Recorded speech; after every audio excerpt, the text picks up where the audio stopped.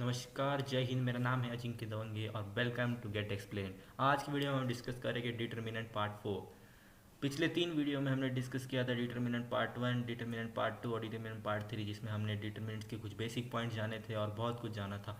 इस वीडियो में हम जानेंगे solution of the system of equation using matrix. जैसे अगर हमें ये क्वेश्चन दे रखा है, सपोज क्वेश्चन से समझते कॉन्सेप्ट को।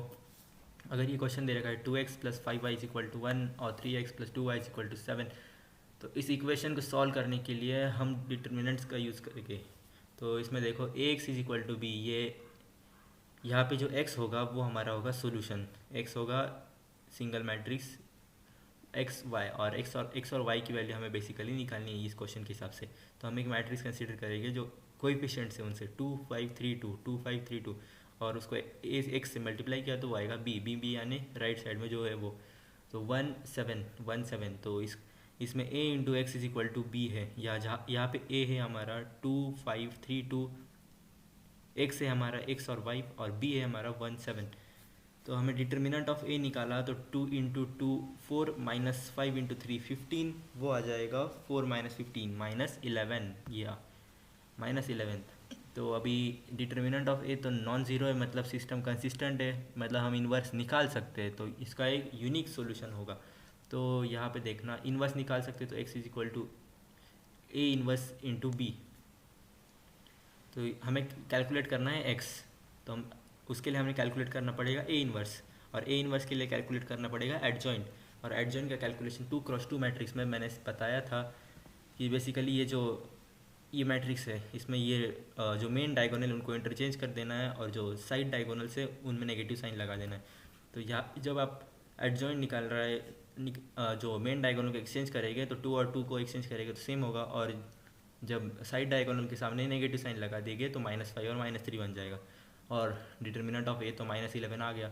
-11 को अंदर मल्टीप्लाई कर देंगे तो उससे ए इन्वर्स आ जाएगा। फिर बी तो हमें पता है 1 इंटू 7, तो हम ए इन्वर्स और बी को मल्टीप्लाई करेंगे तो ये मैट्रिक्स और ये मैट्रिक्स मल्टीप्लाई होगा। तो ये मल्टीप्लाई होने के बाद कुछ ये आएगा 2 -35 -3 प्लस 14, तो मतलब ये -33 और ये 11, -33 और 11 से डिवाइड करेंगे तो -3 और +3 और -1, क्योंकि बाहर एक नेगेटिव है।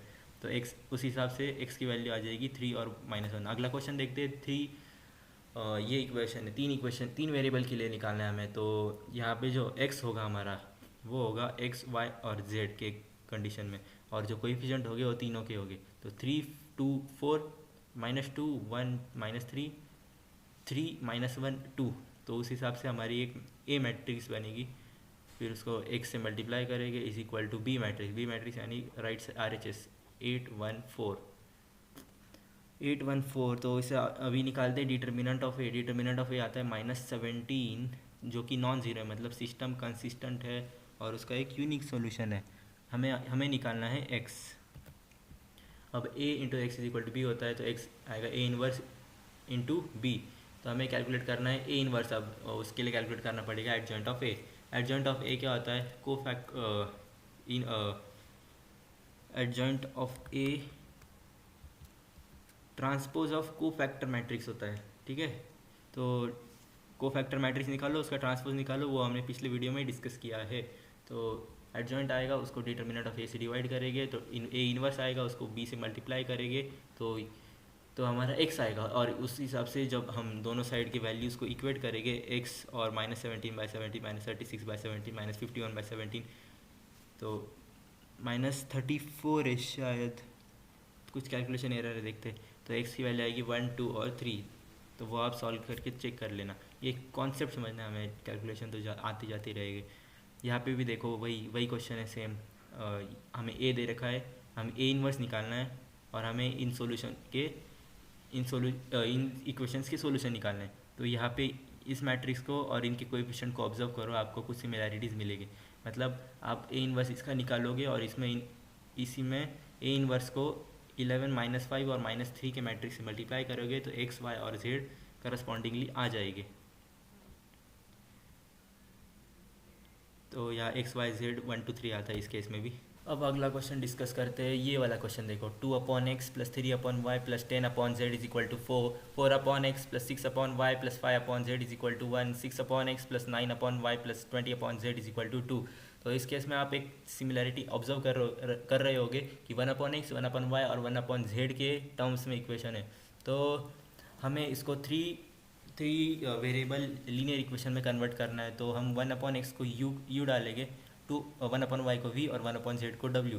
ये जनरली स्ट्राइक नहीं करता एग्ज़ाम के टाइम पे, तो हम ऐसा ऐसा ही सोचना है इस क्वेश्चन को सॉल्व करने के लिए, क्योंकि अगर आपने 1/x को एक वेरिएबल माना तो वो लिखते लिखते बहुत लेंदी हो जाएगा। अगर आपने ऐसा माना तो वो सीधे तरीके से शॉर्टकट में आ जाएगा।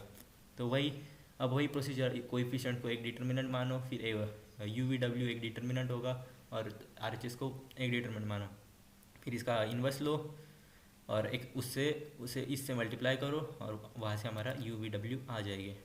और यू वी डब्ल्यू हमारे आते हैं 1/2, 1/3, 1/5। उस हिसाब से x आएगा 2, y आएगा 3 और z आएगा 5। ठीक है। लेकिन अगर क्या होगा कि determinant of A not equal to 0 होगा, मतलब ए इन्वर्स एग्जिस्ट नहीं करेगा, तो हम कैलकुलेट करेंगे एडजॉइंट ऑफ ए और बी का प्रोडक्ट। अगर वो नॉन ज़ीरो होगा तो सॉल्यूशन एग्जिस्ट ही नहीं करता है और सिस्टम इनकंसिस्टेंट है। और अगर वो प्रोडक्ट ज़ीरो होगा तो इक्वेशन में हैव इनफाइनाइट सॉल्यूशन और नो सॉल्यूशन।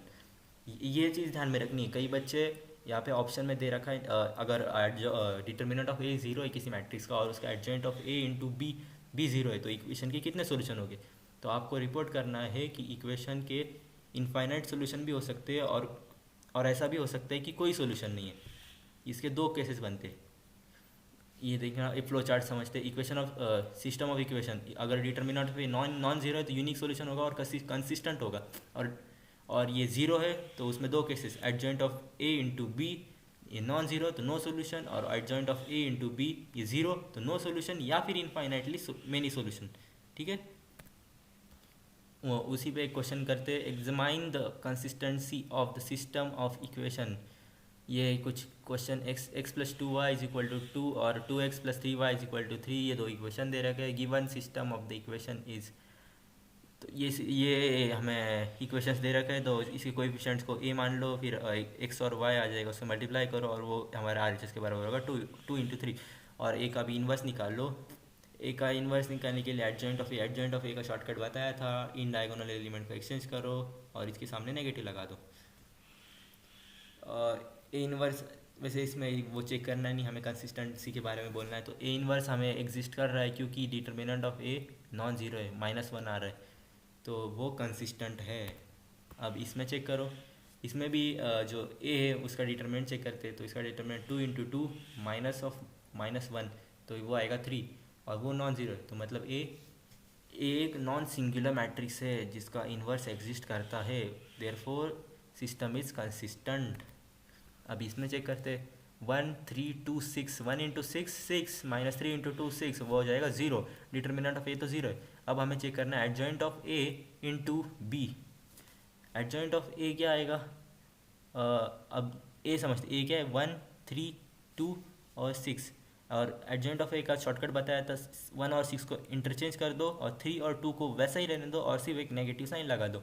तो ये आएगा 6 -3 -2 1, और उसको बी जब बी से मल्टीप्लाई करेंगे, बी क्या है 5 और 6, इससे मल्टीप्लाई करेंगे तो वो मैट्रिक्स अगर नॉन ज़ीरो आया तो सॉल्यूशन एग्जिस्ट नहीं करता है, तो सिस्टम इनकंसिस्टेंट है। तीसरा केस डिस्कस करते, ये थ्री वेरिएबल लीनियर इक्वेशंस है। तो इसमें जब हम ए लिखते हैं तो 1 1 1 2 3 2 ए 2 है, तो यहाँ पे वेरिएबल की टर्म्स में है सब कुछ, into x is equal to b होता है। अब ए का डिटर्मिनेंट निकालते हैं तो वो ए के टर्म्स में आया है जो कि एक नॉन ज़ीरो नंबर है, तो उस हिसाब से ये हो जाएगा ए हो जाएगा नॉन सिंगुलर, और therefore the equation is consistent.